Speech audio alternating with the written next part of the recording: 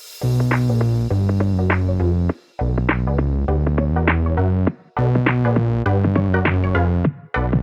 welcome everybody to another episode of Chris and Dave's Reality Cast. I'm one of your hosts, Chris Fells, and my co-host, our very good friend, is Mr. Dave Horrocks. Hey there, Chris, and hello to our listeners out there. Welcome to Chris and Dave's Reality TV Cast. We are covering Ultimatum Season 1. We hope there's more seasons. Episodes 5 through to 8. Now, Chris, where would you like to start off today? Well, I thought, Dave, the first 4 episodes were dynamite. And, you know, it's like one of them Netflix series that you watch, you know, especially some of the Marvel stuff. Stole my thunder there. It felt like we were watching something like The Punisher or Daredevil. Luke Cage. Well, not necessarily Daredevil, because I live and die on that one, because you know how much I love that series. But something like Jessica, where they have these non-episodes just to fill out the quota of how many they need. Yeah. And this was a really poor episode. It was an absolute anti-climax. The way we got the proposals, they were just pushed aside, weren't they? The couples, Alexis and that, who all got together, Nate and that, we didn't see anything, and it just went in, really, it was all about Zay and Shanique. But I do think, Dave, that what got me intrigued with all this was the conversation when Madeline had the conversation in the last episode with Shanique about kissing Randall, and Shanique goes to the VT and says, he's even kissed her off screen. She's told me that. And I was like, what? Well, the show, your partner's with someone else in bed. That's sort of revealing how fake the show is. That she's not bothered if Madeline and Randall have kissed on screen, but off screen is a no-no.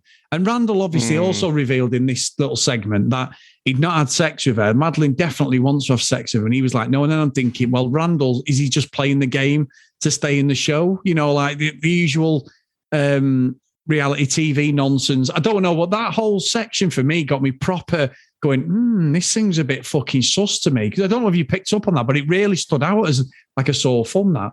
So I didn't, but you'd mentioned that to me when we were speaking the other day, and I wasn't going to go back and watch it. So I believe you. I guess it's a weird thing for Shanique to get hung up about. But think about it. The producers, rather, have got all this footage, and they've chosen to show that. So, you know, if it is like an expose, because they're all there just for the fame and just because they're all wannabe actors or whatever, then it's a weird thing for them to show. So I don't know. I still think this cast of characters that we've got here do seem more authentic than what we see on most of the other reality shows. You know, think we haven't watched The Bachelor for a bit, so you know our memory of it is fading almost, isn't it? You know, about how set up it is, and the whole sob stories at dinner and whatever, and the fucking same dates and whatever. So I think these seem more authentic, and that's not to say they are completely authentic, and they're all very aware that they're entering into this contract of a reality TV show, and they know what comes with it as well. So I agree, it's a weird thing to get hung up on. But then, you know, the whole fucking thing's a bit weird, isn't it? Just the whole premise, it's borderline Temptation Island, basically, isn't it? Yeah. So, you know, who thinks, you know what, we're having a few troubles with our relationship, let's go on to a reality TV show and that'll sort things out. Dude, and I think you're right about the cast. You know, I think it's a good point. I think the cast is authentic and real, but I do think that it's overproduced, and it's not because of the cast, Dave. I just think they're trying too hard to be like, there's a show called The Hills for years, which, you know, I love that Selling Sunset they've done about the realtors. Well, that's made by the guy who invented The Hills. So at some point, we're going to reveal the way The Hills ended was that they showed basically that it was all fake and reality, but you bought into all the fake drama. And I didn't like the way they set it up in this with the proper Vaseline on the camera, the 4K shots of these people walking down the street, you know, and things like that. It all sort of seems too polished, but I do agree. I mean, like April, absolute firecracker. By the end of episode 5, she kissed Colby. Don't like Colby, Dave. Bit of a dick, I've got to say. He seems just like a slimy. Yeah, a bit of a slimy little fucker as well. And a few things came out with Madeline, that what he'd done. And I'd not been Madeline's fan, but I must admit, by the end of the section of episodes, I did quite feel sorry for her, to be honest. I think she wants some attention, and he just seems to be shitting on her at every opportunity and cheating by the looks of it. Yeah, I mean, well, let's just say about the episodes that, I do think we had this lull in the middle there, but for me, when it picks up again is when the original couples get back together. So episode 7, Back to Reality, that's when it all starts. They've had their little honeymoon with their fake partners and done whatever, and everything's all new.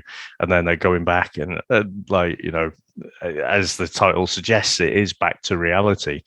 Now, in terms of the couple that you just mentioned there, so Madeline and Colby, I think Colby is a proper textbook gaslighter, and it gets worse and worse. Like when he gets caught out, through the text messages on his phone and whatever, that he'd been with this girl, he'd gone off, she's not part of the show or anything. But then he's trying to turn it around on her and basically say, well, I did it for you. I did it for you to make this experience more real. And it's like, but if she didn't find it, she'd have never known. So how can you have done it for her? It was just utter bollocks. But he's so confident in the way he says it. You can see that, if someone's grinding you down like that, eventually you start to think, is it me? Am I just going nuts? And that's why I think he's a proper gaslighter. And I don't really understand. In episode 8, she sort of does a bit of a 180. When she's talked to her friends and stuff, and her friends are just like, fuck off. But Madeline then does a 180 and says, yeah, I can see us getting married and stuff. And it's like, whoa, you were trying to jump Randall not so long ago. And, you can see what Colby's like. You've caught him cheating and everything. And now you're like, yeah, we can get married now. And then he drops the ball again, by saying this whole thing about he did this cheating just for her to make the experience more real and stuff. So it just bar me, but again, it's weird to see it, so clear. Like sometimes in gaslighting, people are a bit more subtle about it, but he's completely blatant. And I'm just surprised that she even opened the door a bit, to say, yeah, we can get married. And it's like, well, that where this story ends, surely. Yeah, and you know what, Dave? I think I'm with you on that because I was not a fan at all. I think, she's had a drink, she lays into everyone. Some of it's the truth as well. I'll give her that. But I did feel sorry for her by it gets that episode 8 because I kept thinking the little thing, the VT, the CCTV camera stuff where he's sat there and he's gaslighting a 101, isn't he? He's absolutely, He's like, I don't know what your problem is. You're the fucking problem, you little fucking cowboy wish you was. You know what I mean? He's like, he's just very patronizing and he's very clever the way he approaches things. Madeline obviously wants an out. Randall's the one who she thinks he's going to give it. He's not going to give it her at all. There's been no real physical stuff other than the odd kiss. And even though she said he kissed me off camera and stuff, I'm not buying it at all. I think Randall will get back with Shanique. I really do. But I just think that with Colby, you reap what you sow. And I know Alexis came back and was fucking giving it the big one and she was stirring shit up, wasn't she? And everything between the couples. And it's funny because they only featured her. They didn't feature the other girl who'd gone with that Nate guy, that fucking creep. And then obviously her partner, Alexis's husband, they didn't even feature in the episode, really. That's because she's balmy. Fucking reality TV gold, isn't she? The producers are like, what fucking fake reason can we make up to basically bring her back and get a big shit stirring spoon out? And, by saying to, I think it was Ray, wasn't it? And she was saying about how great her and Jake are. And April's like, I'm fucking sat right here. Yeah. And fair play to her. She didn't take it lying down. She said her piece and stormed off. But, I did enjoy that little fake bloody hen do. Yeah, and that was the thing because what I found with watching these episodes was when I'm watching April, Dave, and she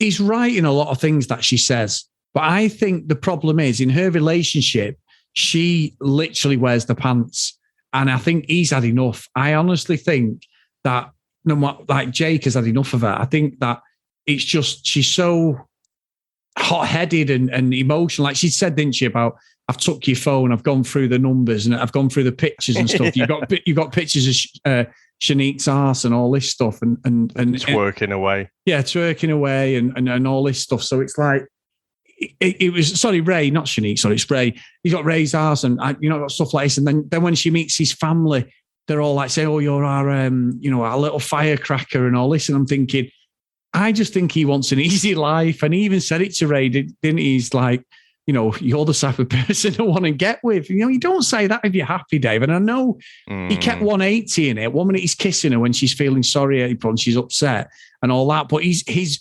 dialogue and body language wasn't right. I mean, April even said, "Oh, I'm 8 days fucking late." I'm thinking, holy shit, she's pregnant. And I don't think it was because nothing come of it. But it was sort of like, oh, well, that'll be a fucking turn up for the producers. They'd obviously love playing on that as part of the angle, but I don't think they're right for each other. I really don't. No, I don't think so either. It's just so sort of standoffish, and the whole thing as well with his dodgy bloody. I mean, there's all kinds of wrong, isn't there? Her rifling through his phone in the first place, him having the dodgy pictures on there. I just, they're on this show for a reason, aren't they? So I just think Jake in particular, he wants that easy life or easier life, but also I think, Jake and Ray seem to have a genuine connection there. And so, that must be quite tough for all involved to deal with as well, especially like April, who has to sit there and listen to fucking Alexis go on about it, So yeah. I just think, again, I have to say, Chris, this is one of the things I was really enjoying, though, just seeing these these couples grumble and snipe at each other over the little things. It just ramped it up for me.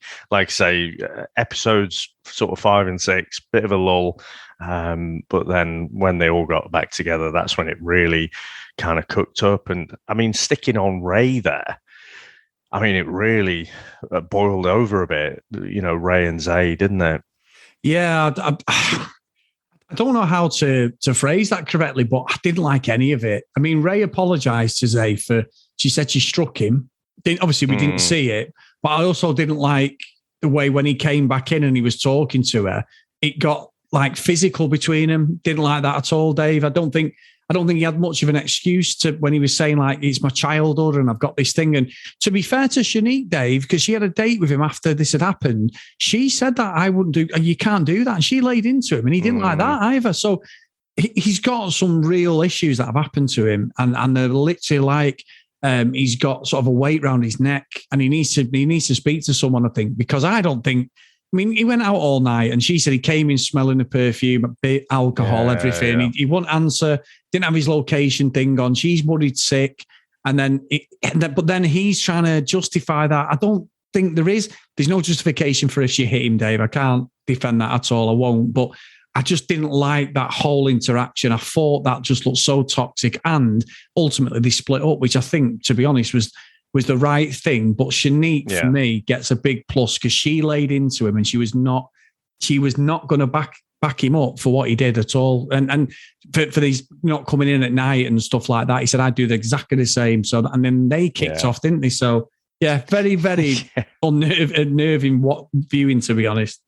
You could see it when Shanique and Zay had that kind of trial little relationship that I think, and again, we're only seeing tiny bits of people's lives through the lens of an edited show, but you could see that maybe Ray was a little bit more passive, and she'd sort of let things go, whereas Shanique won't let him get away with stuff. And the behavior that I noticed, he doesn't let, if someone's saying something he doesn't like, he kind of doesn't let them finish the sentence. And you can see that seems to be one of the buttons for Shanique. She doesn't like to be interrupted when she's saying something. So, they clearly going to butt heads there. But I agree. I think it ended up where it should have ended up. to be honest. They just when two people are hurting each other that much, and it's weird, isn't it? To draw comparisons, but Chris, I'm obsessed with this fucking Johnny Depp and Amber Heard trial. it's just so entertaining. Again, it's almost like reality TV, isn't it? Because you get these jumped up pop movie stars and whatever, and living these extravagant lives, but then you see a little window into their lives and you realize, well, it actually isn't all roses. But the reason I'm making that tangential comparison is just clearly two people winding each other up, and no one comes out of it well. Everyone's loser in it. So yeah, right thing there. And I was I guess I wasn't that surprised, but maybe a little bit surprised that, Ray sort of calls up Jake, makes it very clear that she's single. Yeah. And Jake is like, yeah, well, that's nice. Thank you for sharing. But he's prepared to have a go at it with April, isn't he? At this point, yeah. And we've got 2 episodes left. We've got the finale where they make the decision, and then obviously we've got the reunion, which I'm pretty sure is going to be a firecracker, Dave. So I'm looking forward to both of them episodes. But yeah, I think it ends where it should end. Say Jake did say you're the type of person I want to be with, but ultimately he was still pulling back to April. They've obviously got this fiery relationship, and I don't know, Dave. I mean, I will do a where are they now thing at the end of it. I know obviously some of the decisions may be made in the reunion anyway, but I really want to see, because I'm sure fucking Alexis is going to lay into Colby one last time for us, Dave. Oh, definitely. She's still wound up by that for sure. Well, I've got a bit of news, Dave, as well, and I'm sure that you're going to go, but, we said we've been discussing off podcast, what do we do? What's our next TV show? What are we going to do? Then we discussed, shall we just have a bit of a break? And then Chris sees the fact that The Circle US has started on Netflix, Dave, and there's 4 episodes live, and May have tagged you in it, and we are going to do it, my friend. So you can give me all the abuse you want at this very moment in time. See you next Tuesday. But I noticed you're trying to do that thing. You're trying to lull me in, and there's 4 episodes. Yeah, but that's not for the whole season. There's 4 episodes right now. So let's finish off Ultimatum, and then let's see how quickly we can blast through those first 4 if that's what they've dropped. Yeah, they have dropped. I think it's 13 altogether. It's 4 now, 5 on the 11th, 4 on the 18th, and then the finale's on the 25th of May, Dave. So we better get watching. quick.